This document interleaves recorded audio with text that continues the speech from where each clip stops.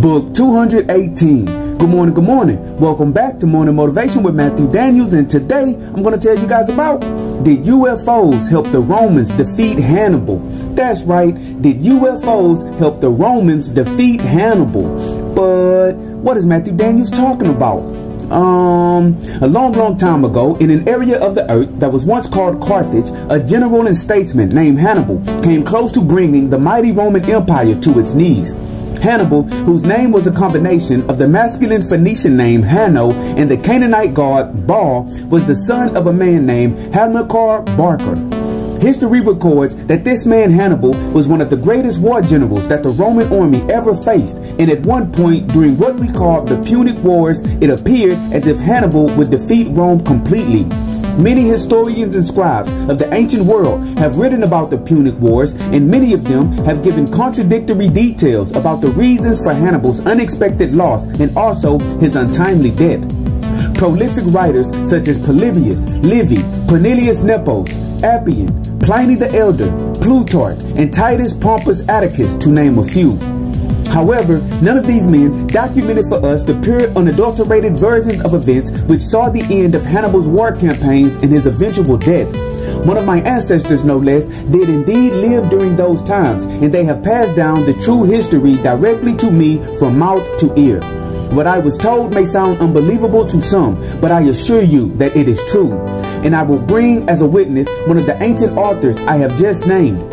The Roman historian Livy, in book 21 of his work known as The History of Rome, mentions a very peculiar occurrence that took place in around 218 before the Common Era, but he does not go into much detail about it. Livy says this year, glowing ship-like figures had appeared in the sky. I was told that these glowing ships in the sky were what we call today UFOs, and they were piloted by beings from another planet that orbited a star in a distant galaxy many light years away. These ships landed in the heart of Rome herself, and the beings made contact with the authorities that governed the Roman Empire. For reasons that the beings themselves had, they made an alliance with the Romans and agreed to assist them in not only their current war, but future wars as well. These beings seem to have been interacting with mankind for millions of years, and they were choosing certain men to help in order to orchestrate and guide the events which took place on earth. It is unclear why these beings wished the Romans to be victorious in the Punic Wars, and the Romans did not care to ask.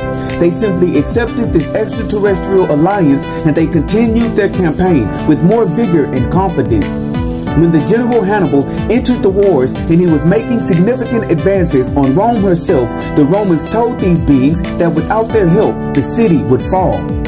So the beings stepped in yet again and brought madness down on his war elephants to slow down his progress.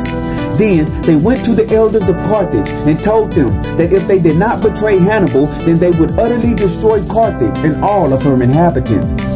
Being afraid of these beings and their power, the elders reluctantly betrayed Hannibal, and they set him up to fail in his endeavors. The beings then infected Hannibal with a virus that no man could heal, and the great general fell sick and died in a place called Lypsia on the coast of the Sea of Marmara, and there his tomb was built. And the beings even betrayed the Carthaginian elders, and Carthage herself soon fell to Rome. And the designs of the history of earth that the beings desired were made reality. And so, the morning motivation of today is, did UFOs help the Romans defeat Hannibal? There will always be people working behind your back to bring you down and stop you from achieving your dreams.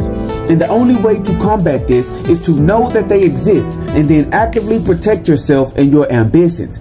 Beware of who you trust and beware of who you make alliances with. Today, determine in your heart that no force in the universe will stop you from being great, and then go out there and conquer the world. As you do this, make sure you always strive to do that which is good. And remember, you are awesome, you are amazing, you are wonderful, and you are great. And you are going to change the world. I just hope I'm still alive to see it, family. I'm out. Good morning.